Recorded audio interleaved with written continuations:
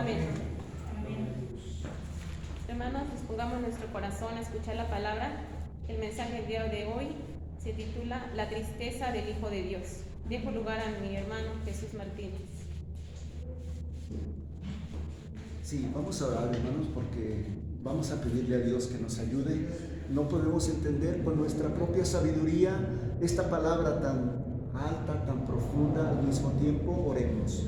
Señor, venimos ante tu presencia porque somos indignos, somos incapaces de alcanzar tus pensamientos que son más altos que los nuestros, mucho más. Como el cielo está tan alto de la tierra, así son tus pensamientos más que nuestros pensamientos. Ayúdanos para que esta palabra que vamos a meditar, tu palabra, Señor, corra en abundancia, traiga vida, paz, consuelo a nuestra vida y a nuestro corazón. Que tengas misericordia, eso es lo que te pedimos de nosotros, y que nos reveles a tu Hijo Jesucristo. Tu palabra y tu Espíritu Santo sean con nosotros para tu gloria en Cristo Jesús. Amén. Siéntense, hermanos.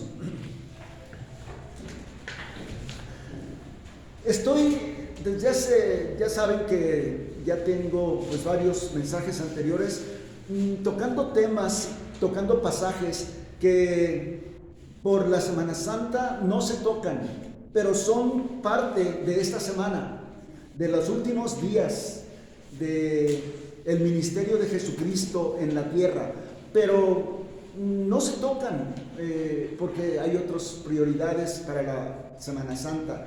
Entonces, nunca se habla de la tristeza que tuvo Jesucristo en el huerto de Getsemaní, o se toca muy brevemente. Yo lo voy a hacer un poquito más a profundidad. Jesucristo tuvo muchos momentos de tristeza y de aflicción en su vida, pero el tiempo que pasó angustiado en el huerto de Getsemaní fue la cúspide de su aflicción. ¿Cómo Dios puede entristecerse? Hay preguntas como esta. ¿Cómo Dios puede entristecerse y angustiarse como lo hizo aquí? La respuesta a esta y a otras situaciones es porque no solamente era Dios, también era hombre. Por eso se entristecía, se angustiaba, se afligía. Todo estaba preparado para que la crucifixión tuviera lugar ya. Los líderes religiosos ya tenían el plan para capturar a Jesús. Ya María de Betania ya lo había ungido con perfume, y Jesucristo dijo que era para su sepultura. Judas también ya se había preparado para traicionarlo. De hecho, ya lo había vendido, ya lo había traicionado. Jesucristo preparó a sus discípulos anunciándoles que iba a ser capturado y ellos iban a esparcirse como ovejas sin pastor. Todos estos eventos iban a desembocar en la crucifixión, y este tiempo de oración es la preparación personal de Jesucristo para enfrentar la crucifixión y todos los eventos alrededor de este evento tan cruel, tan sangriento. Para los discípulos también era el tiempo de aprender a vencer la tentación cuando Él les ordenó. Por ejemplo, el versículo 41, Mateo 26, 41, les ordenó: velad y orad para que no entréis en tentación. Y se los repitió 3 veces. Velad y orad para que no entréis en tentación, porque el espíritu a la verdad está dispuesto, pero la carne no, es débil. En medio de la aflicción, Jesucristo se da tiempo y aprovecha la ocasión para enseñar a sus discípulos a enfrentar pruebas, grandes pruebas y tiempos difíciles. Por medio de este mandato, velad, orad, velad y orad. Yo encuentro en este pasaje que acabamos de leer palabras claves. Una de ellas es el sueño que vino sobre los discípulos. Otra es la aflicción que vino sobre el Señor Jesucristo. Otra es la súplica de Jesucristo, la súplica. Y otra es la fuerza que vino también sobre Jesucristo. Voy a explicar brevemente estas palabras. Primero, vean el versículo 36, Mateo 26, 36. Dice: entonces marchó Jesús con ellos a un lugar que se llama Getsemaní y dijo a sus discípulos: sentaos aquí mientras voy a orar allá. Versículo 37. Y tomando a Pedro y a los dos hijos de Zebedeo, se fueron un poco más apartados de los otros discípulos. Y aún ahí les dijo a los tres, a Pedro y a los dos hijos de Zebedeo, que es Juan y Jacobo, les dijo: ustedes quédense aquí y oren y velen. Yo voy a ir para allá a orar también. Bueno, pero aquí yo me quiero detener un poquito en la palabra entonces, que está en el versículo 36. Entonces significa que Jesús les había dicho a sus discípulos que lo iban a abandonar, que lo iban a negar y que se iban a avergonzar o a tener miedo de que los consideraran sus amigos o sus seguidores de Jesucristo. Y Jesucristo les dijo: pues van a hacerme esto, me van a abandonar, me van a negar y se van a avergonzar de mí. Y todos, no solamente Pedro.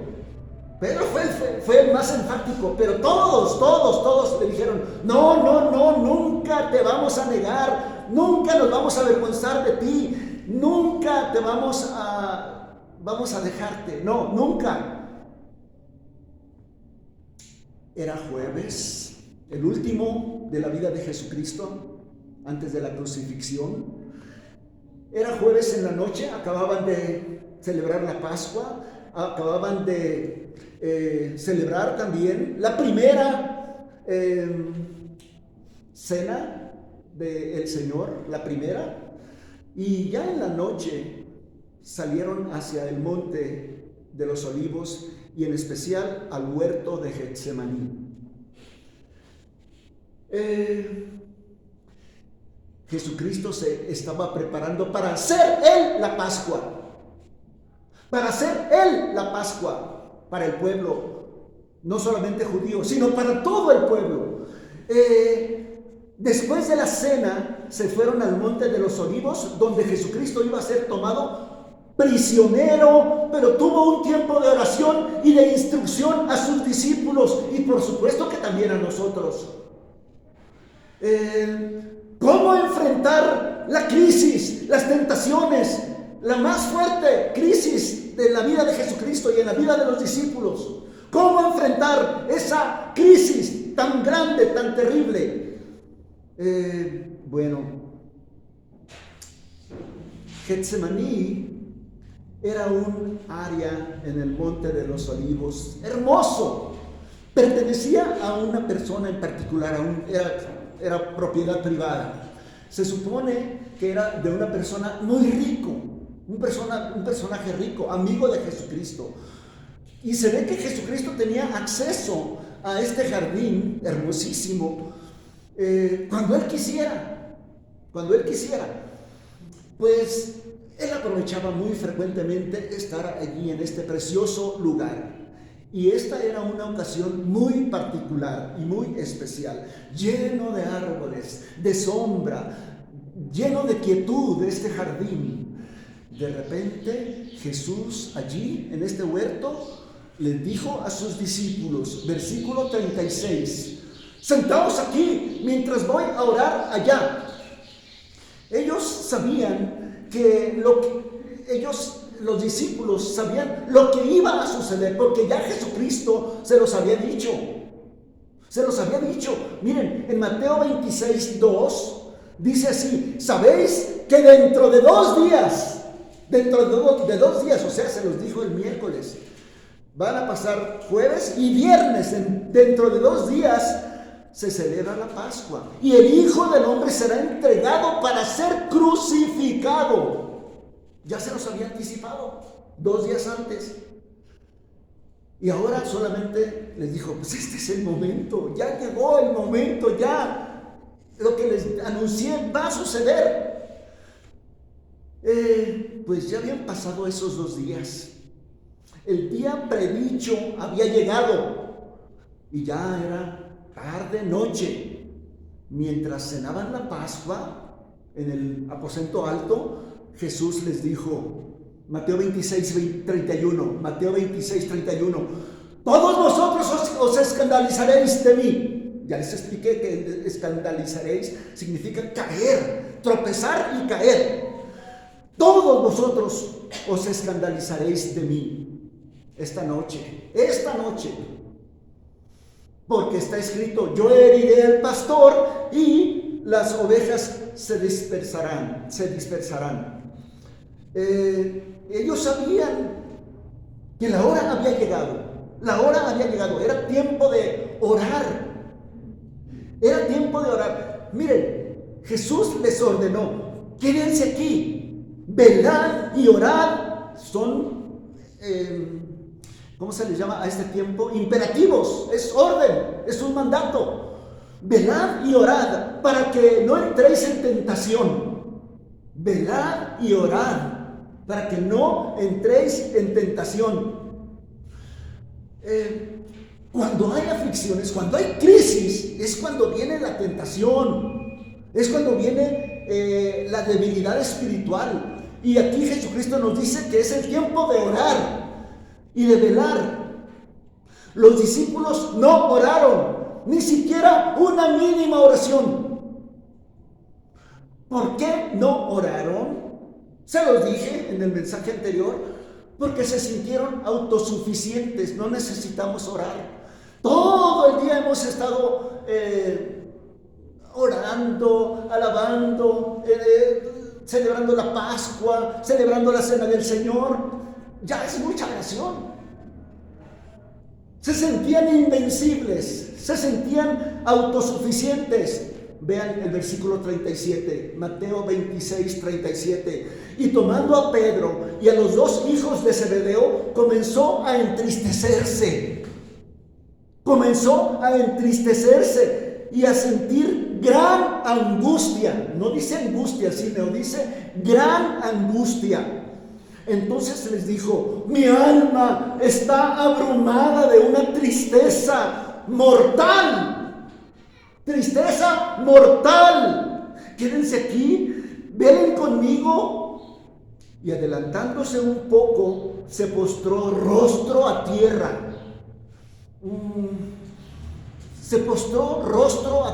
Casi no hemos practicado esta posición para orar aquí. Tal vez lo hagan ustedes en sus casas, pero esta es otra posición que significa la más humilde, la más sometida a la voluntad de Dios. Bueno, se postró rostro en tierra, orando y diciendo, Padre mío. Casi nunca decía Padre mío, pero en esta ocasión sí. Padre mío, si es posible que pase de mí esta copa, yo ya sé cuál es, yo ya sé todos los detalles que van a sobrevenir, ya lo sé, por eso estoy angustiado, por eso estoy triste.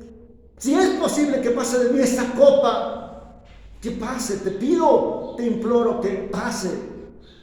Sin embargo, no se haga como yo quiero, sino como tú, Padre mío.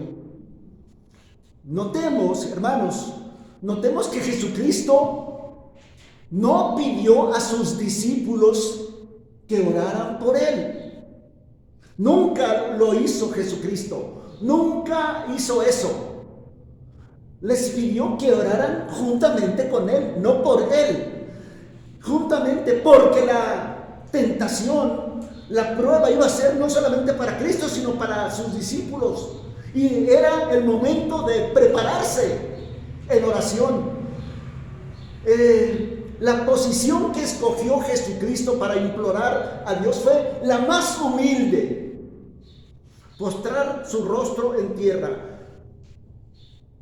Se postró rostro a tierra, dice aquí la Escritura. Y la oración no fue como la que oímos en los apóstoles que andan por allí, por acá, por allá y por todos lados. Demando, decreto, yo doy la orden. Así oran.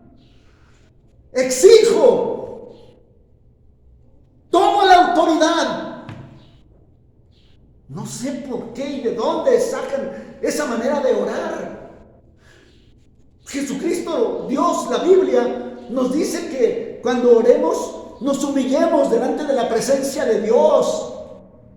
Así es la forma de orar. Vean cómo se humilló Jesucristo para orar aquí. Puso su rostro en tierra. No dijo decreto, exijo, demando. Nada de eso, nada. ¿Por qué no aprendemos a orar de esta manera? Bueno, la actitud en el momento de la oración es importantísimo, importantísimo. Debe de ser siempre, siempre humilde, siempre suplicando, siempre pidiendo la voluntad de Dios. No como yo pida, no como yo quiera, no como a mí me guste. Aquí se nos deja clarísimo que es de pedir conforme a la voluntad de Dios. Escogió a Pedro y a Juan y a Jacobo, los mismos que vieron la gloria de Cristo en el monte de la transfiguración. Ahora no era monte de la transfiguración, era el monte de la angustia, de la aflicción. Quería enseñarles a ellos algo más elevado que a los demás. ¿Cómo enfrentar las grandes crisis en la vida? ¿Cómo enfrentar las grandes tentaciones? No con el sentimiento, yo soy invencible, no. Yo puedo, no. Excluyo la posibilidad de fallar, no. Yo no dependo de nadie, no, eso no. Yo soy autosuficiente, no. Esto es lo que Pedro y los discípulos no aprendieron hasta después, por supuesto, cuando pasaron las experiencias terribles que se sobrevinieron los siguientes minutos. Bueno, yo quiero decirles algo que yo no había comprendido hasta que estudié este pasaje. Siempre estoy aprendiendo de la palabra de Dios, ustedes también y yo, todos. Aprendí que este momento de la oración en Getsemaní fue un tiempo de terrible lucha espiritual, de una tentación que vino sobre el Señor Jesucristo y sobre los apóstoles. Igualita o similar pues a la otra tentación que tuvo Jesucristo al principio de su ministerio en el desierto. Fue llevado al desierto para ser tentado por Satanás. Y aquí también fue tentado. Aquí no lo dice específicamente, pero ¿por qué creen que les dijo? Velad y orad para que no caigáis, para que no entréis en tentación. Había una tentación. Era tiempo de tentación fuerte, de ataque espiritual fuerte. Y hay dos maneras distintas de enfrentar esta tentación. En el desierto fue la palabra de Dios. Escrito está. Y aquí, con la oración, las dos maneras de enfrentar la tentación, con la palabra de Dios y con la oración. Aquí es con la oración. En el desierto era la palabra de Dios, porque cada vez que vino el tentador, Jesucristo le dijo, pero escrito está. No, porque escrito está. Y aquí con la oración, la palabra y la oración. Mateo 26:33, vean. Pedro le dijo: aunque todos se escandalicen de ti, yo nunca me escandalizaré. Jesús le dijo: de cierto te digo que esta noche, antes de que cante el gallo, me negarás 3 veces. Y Pedro le dijo: no, estás mal. Aunque sea necesario morir contigo, no te negaré. O sea, aquí te equivocaste. Aquí conmigo no va a funcionar lo que tú estás diciendo. No, eso es mentira. Yo no te voy a negar. Y bueno, Jesucristo le dijo: de cierto te digo que sí. La naturaleza humana es débil. En el tiempo de la prueba es cuando siempre está propensa a caer, a fracasar. Y no debemos poner nuestra esperanza y nuestra victoria en nosotros ni en ningún otro hombre. Solamente en Dios, solamente en Dios. De allá viene nuestra fuerza. De ahí viene la victoria, no de nosotros. Resultado, porque no oraron, porque eran autosuficientes, porque eran el Juan Camaney, los discípulos fracasaron. Pero Jesús resultó victorioso. Fracasados, victorioso. Él, Jesucristo, supo cómo vencer la tentación en la prueba.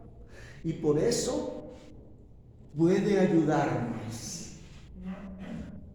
Hebreos 4:15 dice: porque no tenemos un sumo sacerdote que no pueda compadecerse en nuestras debilidades, sino uno que fue tentado en todo según nuestra semejanza, pero sin pecado. Acerquémonos pues confiadamente al trono de gracia para alcanzar misericordia y hallar gracia, misericordia, gracia. Y luego dice, vean, esto es importante: para el oportuno socorro. Para el oportuno socorro. La gracia, la misericordia, la victoria van a venir oportunamente, no cuando yo quiera, no cuando yo lo pida. Es oportuna de parte de Dios, en el momento oportuno. 2 grandes tentaciones, bueno, ya se los expliqué, las 2 grandes tentaciones en el desierto y en este monte de los olivos, en el Getsemaní. Y los discípulos en este momento tan crucial, tan importante, no comprendieron, o tal vez ya estaban cansados, era ya de noche, pasaron un día largo, se durmieron, no oraron, se durmieron, no aprendieron la lección de cómo enfrentar las tentaciones. En la primera ronda, cuando vino Jesucristo, les dijo: velen y oren para que no entren en tentación. Y él se fue a orar. Regresó 3 veces.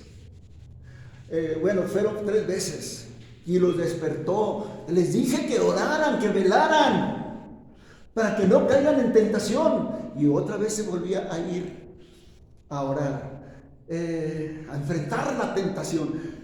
En la primera vez, en la primera ronda de tentaciones, Jesucristo allá en el desierto usó la palabra de Dios. Aquí la pura oración. Las 2 son eficaces para enfrentar la tentación. Voy a explicar brevemente palabras que les dije. 1, la aflicción. Vean, Mateo 26:37. Comenzó a entristecerse.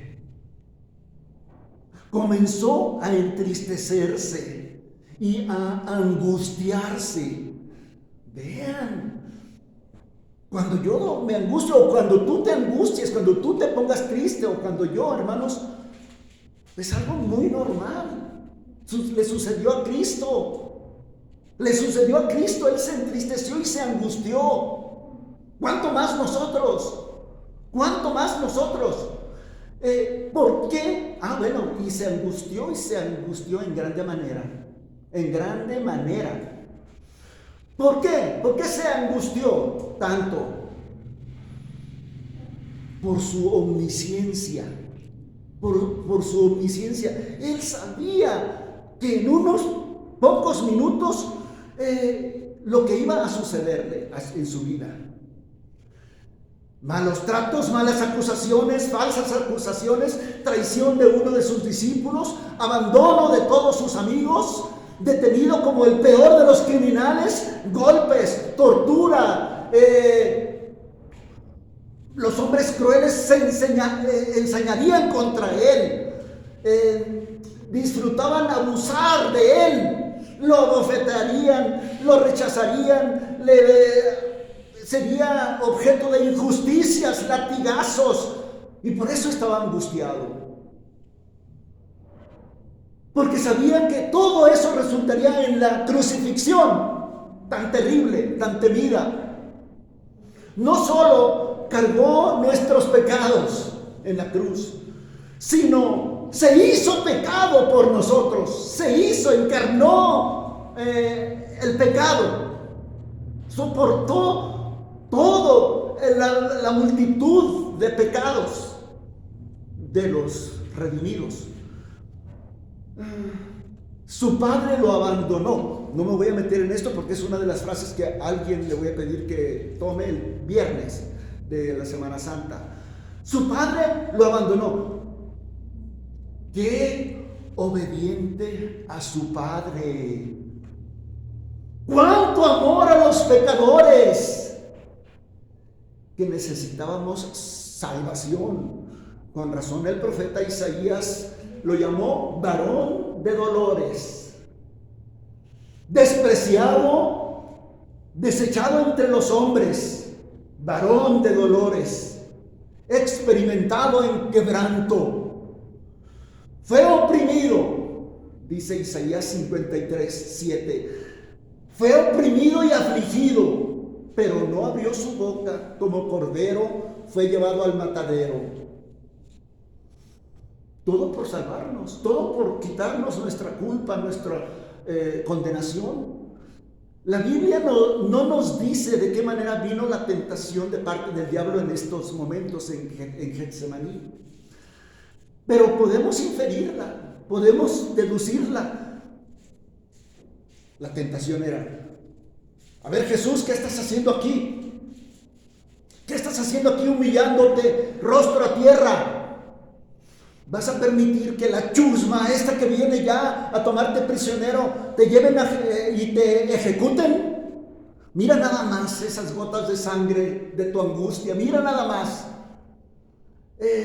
No mereces esto. Tú eres el Hijo de Dios. Muéstrales quién eres. Muéstrales tu poder. No vayas a la cruz. No, de ninguna manera. Ten compasión de ti. Bueno, algo muy parecido fueron las palabras de Pedro hacia Jesucristo. Cuando Jesucristo le dijo: quítate de mí, Satanás. No era Pedro, era instrumento de Satanás el que estaba diciéndole esas cosas. La tentación en esta ocasión fue más intensa que la del desierto, porque en esta ocasión sudó gotas de sangre. En el desierto no. Vean el versículo 38. Mi alma está muy triste. Muy triste. Hasta la muerte. Tristeza que hasta siento que me voy a morir. Hasta la muerte. Quédense aquí. Velen conmigo. No le hicieron caso. Siguieron dormidos. Muchas personas al leer estas palabras han exclamado: ¡ah, pobrecito de Jesús! Necesitaba compañía de sus amigos y lo abandonaron. No piensen que Jesucristo estaba diciendo: necesito su compañía, no me dejen solo. No. Como ya lo dijimos, Les quería enseñar cómo enfrentar las grandes crisis apropiadamente a los discípulos. Y se aproximaba una de las más grandes crisis en la vida de Cristo y de sus apóstoles. Pero no oraron, se quedaron dormidos. Noten por favor algo importante en el texto. Jesucristo fue a su lugar de oración 3 veces. Está en el versículo 39, en el versículo 42 y en el 44. ¿Por qué 3 veces?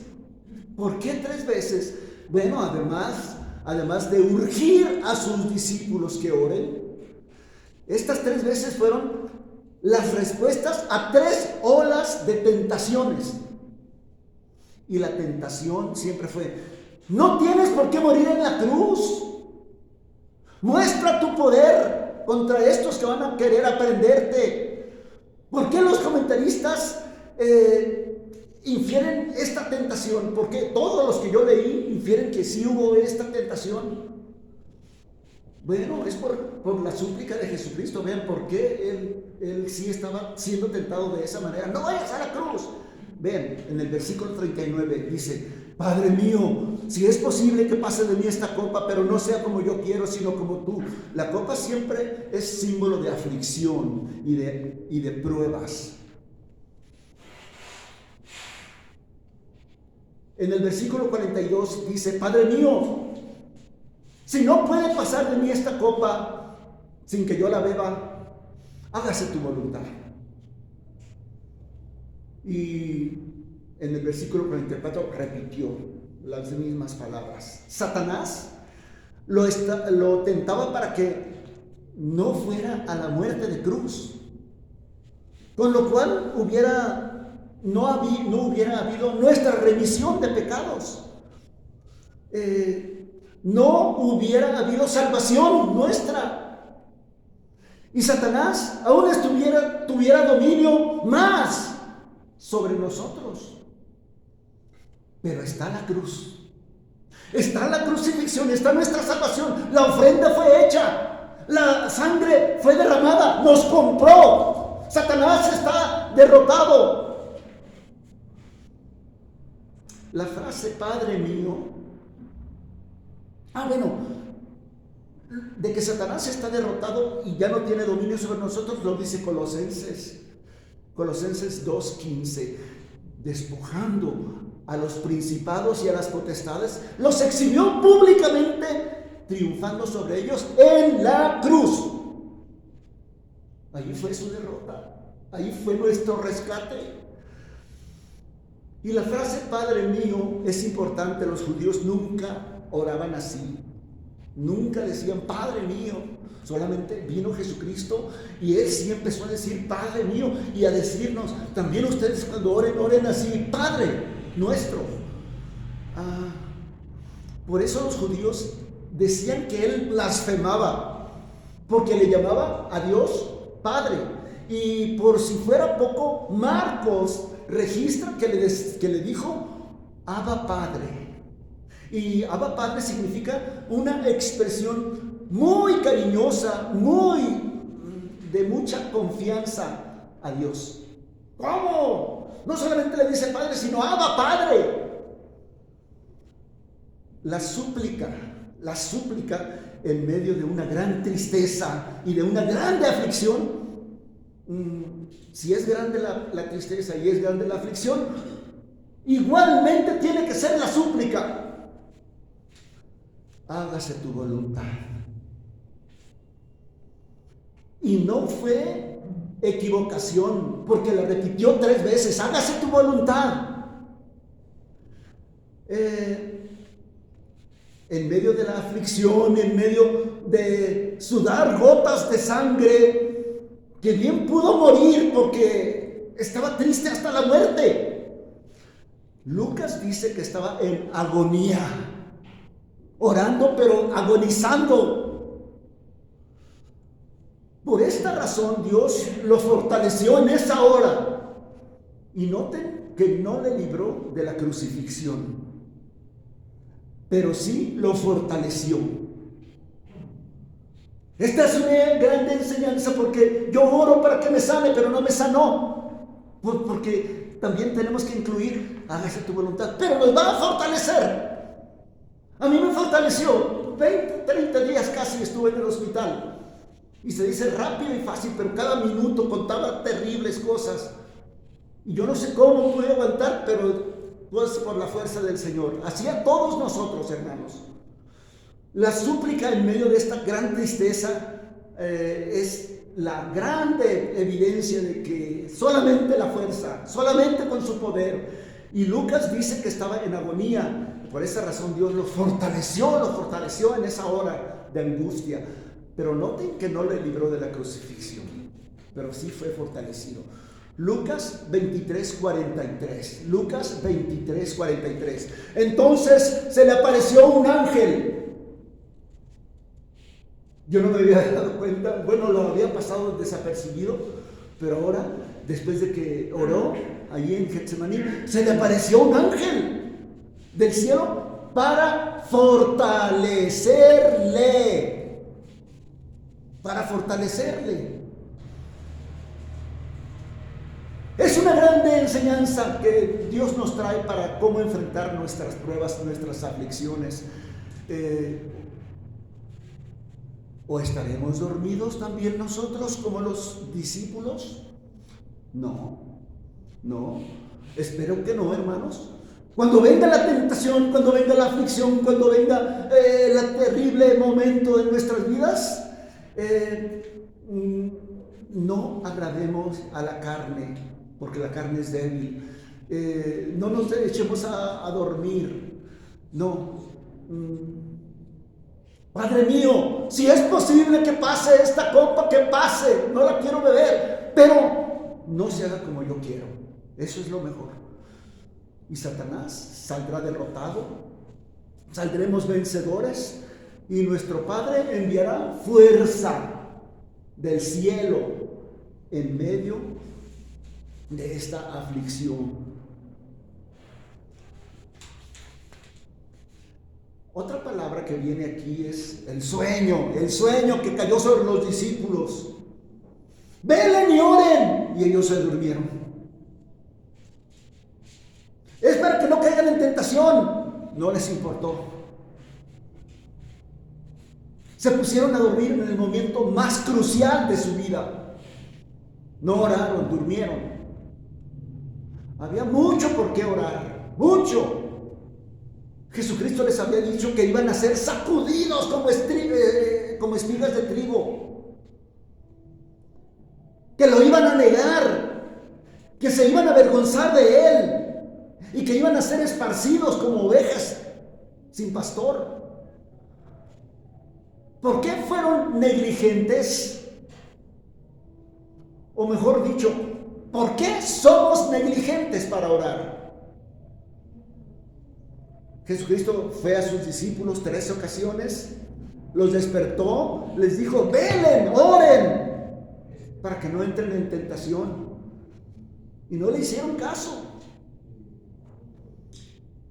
Si Jesucristo insistía en que oraran, debieron de haber comprendido que era urgente, que era el momento de orar. Pues se pusieron a dormir. Y Jesucristo: no pudieron orar conmigo 1 hora. Eso fue ya al final. Y por eso Pedro, en un momento después, es que sacó su carne, sacó su autosuficiencia y sacó su espada y la usó. Empezó a querer cortar cabezas. ¿A poco eso aprendió de Jesucristo? Así no aprendió de Jesucristo. Todos lo abandonaron, todos se fueron, lo dejaron solo cuando no, pues lo aprendieron. Después sí apareció Pedro, que andaba siguiendo a toda la turba y se mezcló entre ellos. Y creo que también Juan, los dos. Estuvieron allí en el juicio, en la casa de Anás, escondiéndose. Y cuando lo descubrieron, lo negó 3 veces, como lo había dicho el Señor. Y salió y lloró amargamente. Ándele pues por no orar. ¿Por qué no oré cuando me lo mandó? Ha de haber dicho. Pero hay fuerza. Cuando un cristiano ora, hay fuerza. Vean, con esto termino, el versículo 46. Mateo 26, 46. Levántense, vámonos. He aquí ha llegado el que me entrega. No les dijo, huyamos, corramos, ya se los expliqué. No. Yo ya estoy preparado y yo quería que ustedes también estuvieran preparados, así que vamos a enfrentar esta situación. Tranquilos. Pero no, los discípulos no lo supieron enfrentar. Ellos les dio miedo y corrieron. Jesucristo estaba viendo las antorchas que se venían hacia él en la noche, y los soldados del templo y los sacerdotes, encabezándolos Judas. Y no dijo, ¡ahí vienen, corran, vámonos, huyan, escóndanse! No. Enfrentemos la situación. ¿A quién buscan? A Jesús de Nazaret. ¡Yo soy! Y cayeron bloqueados, como cuando el Canelo, no, Juan Manuel Márquez a Pacquiao lo desmayó.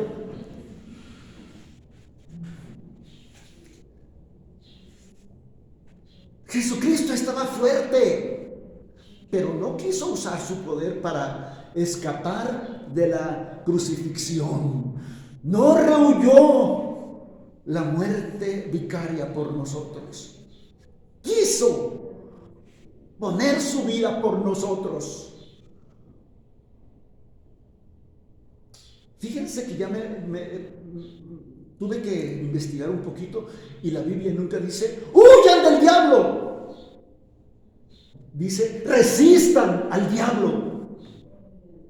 Resistan, no huyan de él.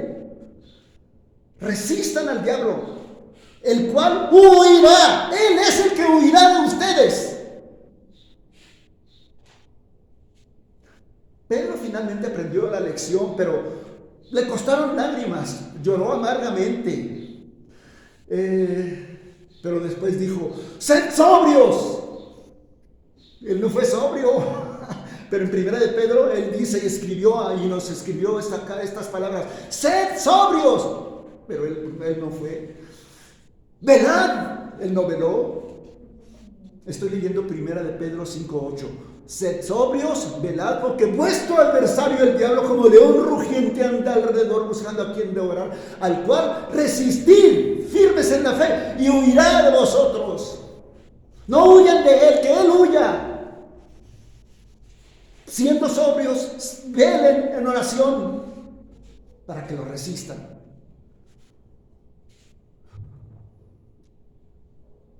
El apóstol Pablo también enseña, porque yo lo que hago no lo entiendo. No hago lo que yo quiero hacer. Lo que aborrezco, eso hago. Porque no hago el bien que yo quiero, sino el mal que no quiero. Eso hago. Estoy leyendo Romanos 7, 15, 16. Bueno, hay una ley que está en mí.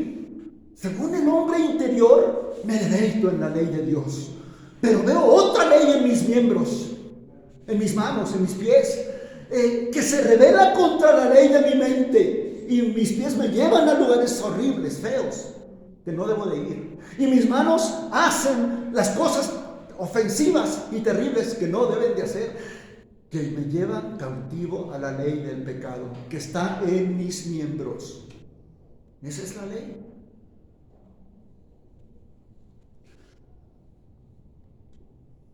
Voy a terminar con una oración, pero en resumen es: proceso de la derrota, autosuficiencia, dormir, tentación, pecado, desastre. Secuencia de la victoria: humildad, orar, viene la tentación, fuerza, victoria. Cerremos nuestros ojos. Padre nuestro, gracias porque tú sabes todo lo que nos acontece en nuestra tentación. Nosotros sabemos que todos enfrentamos frecuentemente Getsemanís, donde tenemos miedo, tristeza, angustia, aflicción, y allí enfrentamos tentación de nuestro adversario. Gracias porque hoy nos has enseñado la secuencia de la victoria de la vida en Cristo, que debemos ser humildes, orar, que venga la tentación y tú nos darás fuerza y victoria. Te pedimos que nos hagas hacedores de esta grande enseñanza, no solamente oidores. Si aquí hay personas que no han entregado su vida a Jesucristo, tócalos, Señor Dios Todopoderoso, porque después de la crucifixión, 3 días más resucitaste. Muéstrales tú el poder, tu amor de la resurrección a ellos. Llámalos a que vengan a ser beneficiarios de tu muerte expiatoria, de la sangre que es el precio, el rescate de nuestra vida. Señor, te pido que tú lo hagas. Sin fe y sin esperanza es cuando andábamos en el mundo sin ti, Señor, pero contigo siempre tendremos fortaleza de fe, tendremos la esperanza que tú nos prometiste de estar contigo y que tú enjugarás toda lágrima de nuestros ojos. Ya no habrá más muerte, más pecado, esas cosas habrán pasado. Te pedimos que tengas misericordia y que llames hoy a recibir a tu Hijo Jesucristo, a los que lo tienen que recibir, para que también Jesucristo sea el más que vencedor en la vida de ellos por medio de Cristo, para tu gloria. Amén.